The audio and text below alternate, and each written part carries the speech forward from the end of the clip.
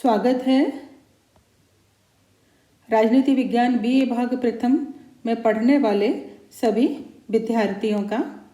मैं doctor Shashi Verma, associate professor, राजनीति विज्ञान विभाग, महारानी सुदर्शन कन्या महाविद्यालय, बीकानेर, राजस्थान। इस वीडियो के अंतर्गत मैं बीए भाग प्रथम के अंतर्गत पढ़ाए जाने वाले द्वितीय प्रश्न पत्र मुख्य राजनीतिक विचारक के अंतर्गत राजा राम मोहन राय के विचारों पर चर्चा करूंगी।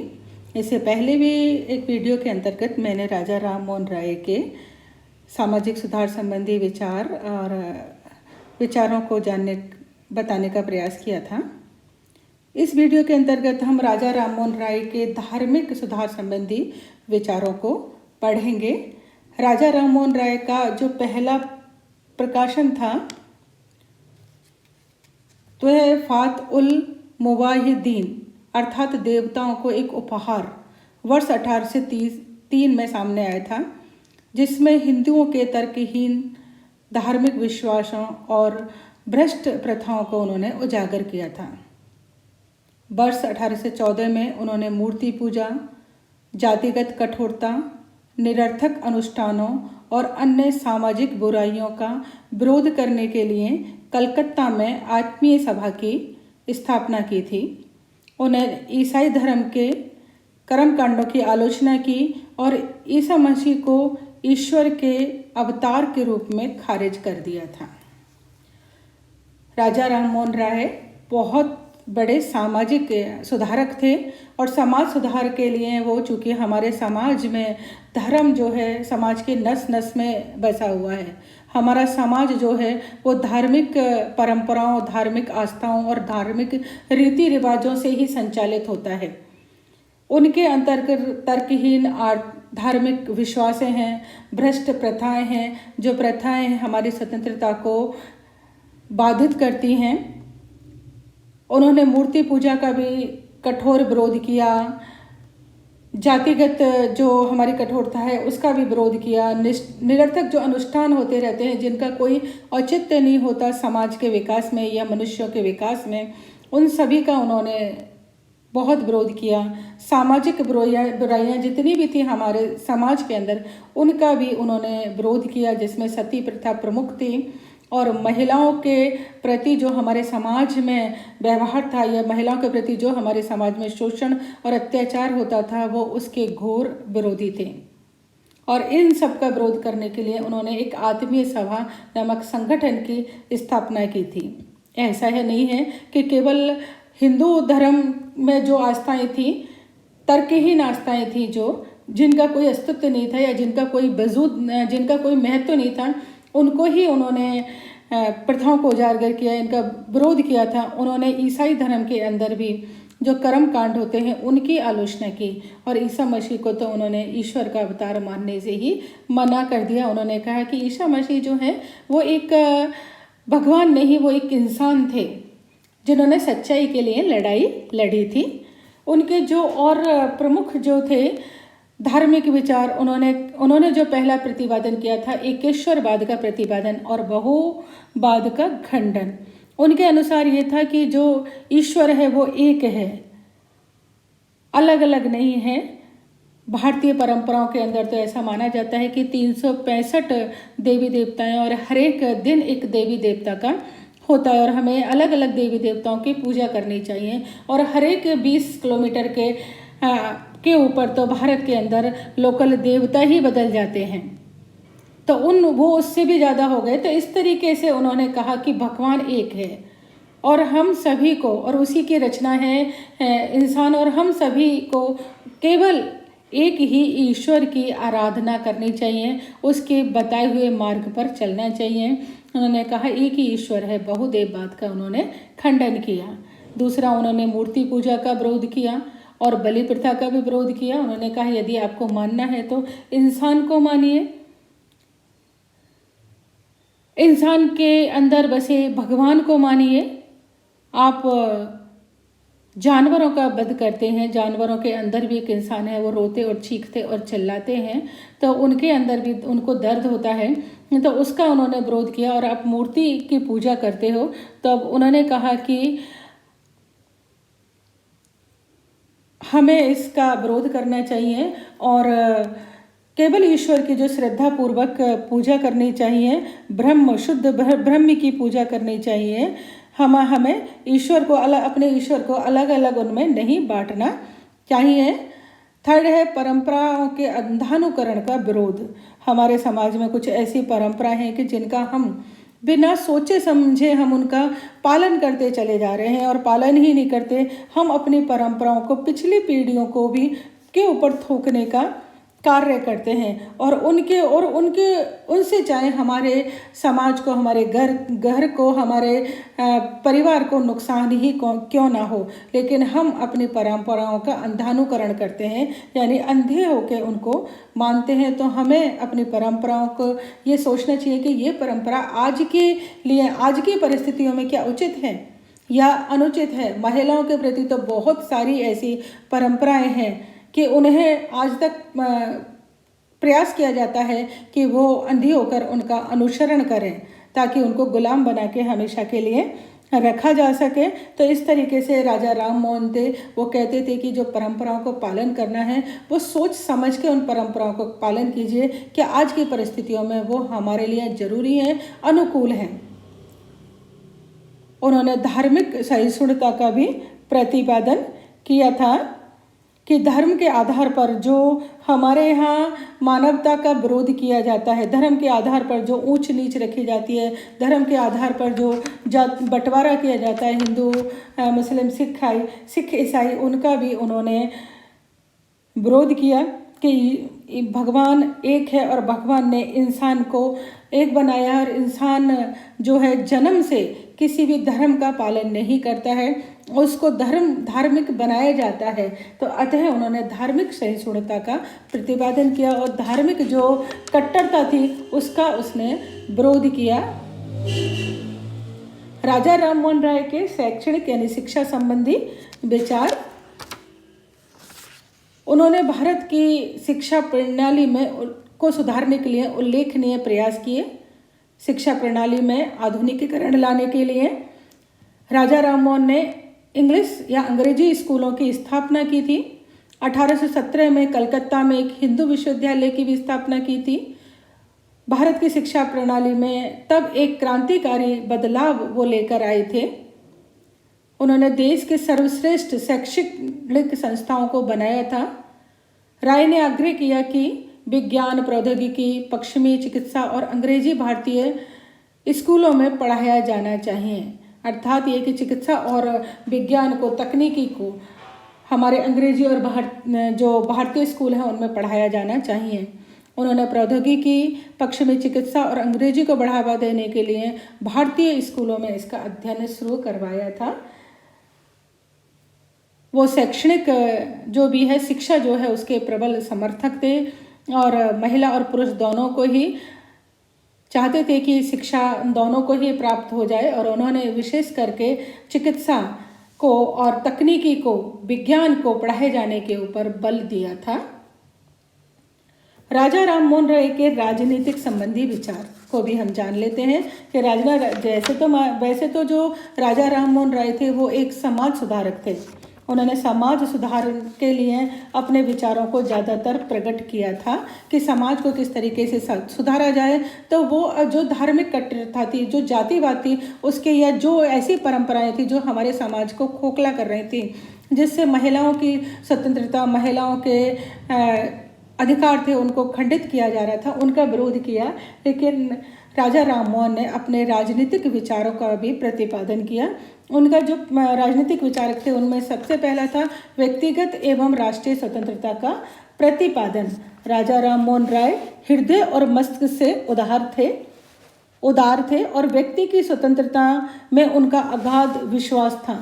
उन्होंने लॉक, ग्रोसियस तथा टॉमस पेन की भांति प्राकृतिक अधिकारों की पवित्रता को स्वीकार किया, किंतु व्यक्तिगत स्वतंत्रता और प्राकृतिक अधिकारों के प्रबल समर्थक होने के साथ साथ सामाजिक उपयोगिता और सामूहिक मानव कल्याण में भी उनकी गहरी आस्था थी। अतः अधिकारों और स्वतंत्रता के व्यक्तिवादी सिद्धांत के समर्थक होते हुए भी उन्होंने आग्रह किया कि राज्य को समाज सुधार एवं शैक्षणिक पुनर्निर्माण के लिए कानून बनाना चाहिए। समाज का पुनर्निर्माण हो, शैक्षणिक उसमें गतिविधियां स्टार्ट हो, इसलिए सरकार को कानून बनाने चाहिए जिससे कि राज्य में रहने वाले प्रत्येक व्यक्ति को स्वतंत्रता प्राप्त हो सके। वो महिला हो या पुरुष हो, किसी भी जाति से आता हो, किसी भी धर्म से आता हो, सभी को व्यक्तिगत स्वतंत्रता प्राप्त होनी चाहिए और ये राष्ट्रीय स्तर पर कार्य होना चाहिए। राजा राम मोहन राय को अपने देश से अगाध प्रेम था। वो राजनीति के माध्यम से ही समाज में सुधार लाना चाहते थे। उनका मानना था कि प्रत्येक व्यक्ति को आत्म अनुशासित रहना चाहिए। वो इस तरीके से उनके जो थे विचार थे वो राजनीति के माध्यम से समाज में सुधार लाना चाहते थे। दूसरी, उन्होंने प्रेस की स्वतंत्रता को भी आगाज किया उसका कि हमारे देश में प्रेस को पूर्ण रूप से स्वतंत्र होना चाहिए। राजा राम मोहन राय अभिव्यक्ति की स्वतंत्रता को अनिवार्य मानते थे। इसके लिए उन्होंने कई समाचार पत्र भी निकाले थे।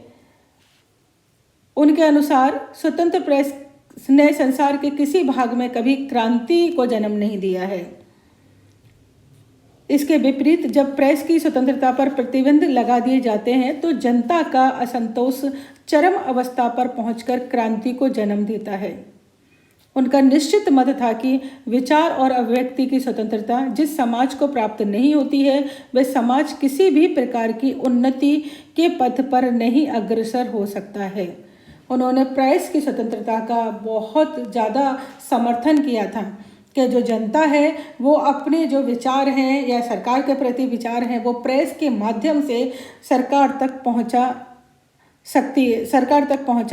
सकती है। राजा राम मोहन राय ने कहा था कि जो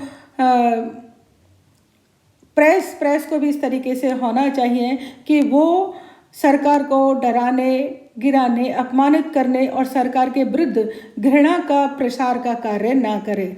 वो समाचार पत्र जो है या प्रेस जो है उसका कार्य ये होना चाहिए कि वो सरकार और जनता के बीच की कड़ी बन जाए। सरकार की जो बातें, सरकार के जो कानून है, सरकार जो भी कार्य कर रही है उसको जनता तक पहुंचाए और जनता जो चाहती है, जिस तरीके का चाहती है अपने राजा से, अपने सम्राट से, अपने शासक से, उन सब की भावनाओं को वो सरकार तक पहुंचाए। तो उसे जनता और शासन के बीच में एक कड़ी का कार्य करना चाहिए। इसीलिए राजा राम मोहन राय खुद भी पत्रकार बने और उन्होंने 1821 में संवाद कौमुदी नामक बंगला पत्रिका तथा मिरात उल अखबार नाम की फारसी पत्रिका प्रारंभ की थी। अर्थात उनका कहना था कि प्रेस के माध्यम से निश्चित, और हम देखते हैं कि हमारा जो मीडिया है वो हमारे लोकतंत्र का चौथा स्तंभ बन चुका है। यानी कि समाज के अंदर जो क्रांतिकारी बदलाव आ सकता है उसमें प्रेस का बहुत बड़ा हाथ होना चाहिए और प्रेस को अपनी ईमानदारी से कार्य करना चाहिए और जनता और शासक के बीच में एक कड़ी के रूप में कार्य करना चाहिए। उन्होंने अपने न्यायिक व्यवस्था का जो भी के बारे में भी उन्होंने बताया है। उन्होंने कहा है कि न्यायिक और जो प्रशासनिक पद है वो पृथक पृथक होने चाहिए। हमारा प्रधानमंत्री अलग होना चाहिए और हमारा न्यायाधीश अलग होना चाहिए और ऐसा आज ऐसा है भी। और जो न्यायिक अधिकारी हैं उनकी बात जो है वो जनता तक नहीं पहुंचती है। और उनके अनुसार एक इस तरीके का सरकारी अखबार भी होना चाहिए, समाचार या ऐसा कोई संचार माध्यम होना चाहिए कि जो न्यायिक अधिकारी हैं वो जनता के बीच अपनी बात को कह सकें, अपनी बात को उनको समझा सकें कि उन्हें इन परिस्थितियों में किस तरीके का न्याय करना पड़ा, क्या यह उचित है।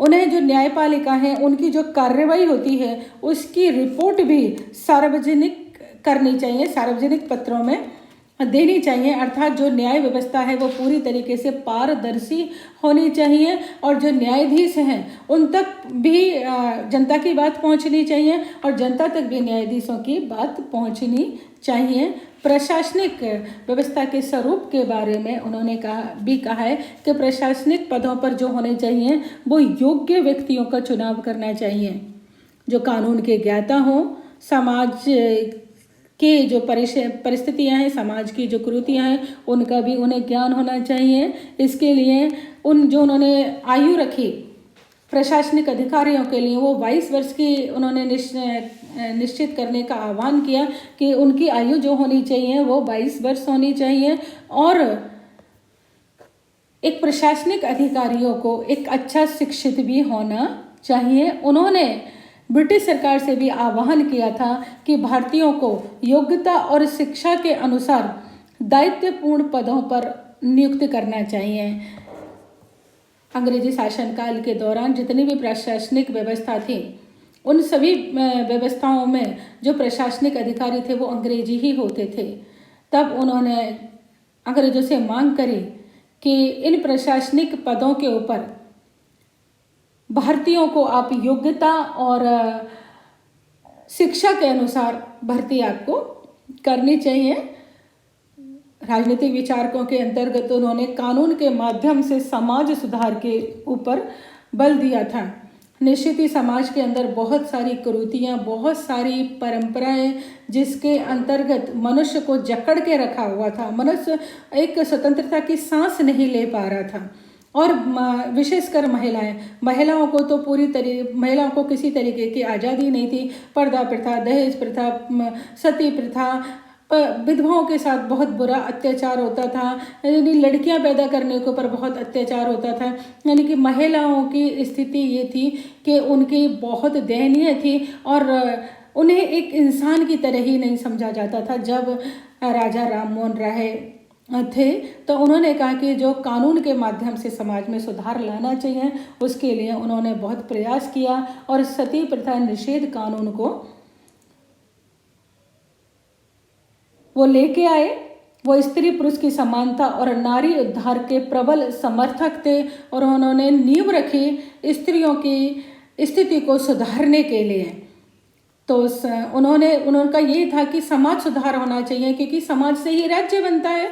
तो समाज सुधार भी राज्य के द्वारा होना चाहिए, कानून के द्वारा होना चाहिए कि राज्य या सरकार इस तरीके के सख्त कानूनों का निर्माण करे कि जिससे समाज में सुधार संभव हो सके। मानवता और विश्वबंधुता की भावना से ओतप्रोत थे। राजा राम मोहन राय मानवतावादी थे। वे विश्व नागरिकता के प्रतिपादक थे, विश्वबंधुता के समर्थक थे। उनका मानना था कि समस्त जो विश्व है वो जाति और राष्ट्रों के अंदर ना बांटा जाए। मानव ही रहना चाहिए और समस्त राष्ट्राध्यक्षों को इस भावनाओं को, यानी जातिगत संकीर्णता को और या सीमाओं को के परे हटकर संपूर्ण मानव जाति की भलाई के लिए उन्हें कार्य करना चाहिए। राजा राम मोहन का जो राष्ट्रवाद था बहुत ऊंचे स्तर तक का था। उन्होंने कहा कि उन्होंने आह्वान किया कि परमात्मा धर्म को ऐसा बना दे जो मनुष्य और मनुष्य के बीच के भेदों और घृणा को नष्ट करने वाला हो और मानव जाति की एकता तथा शांति का प्रतिपादक हो।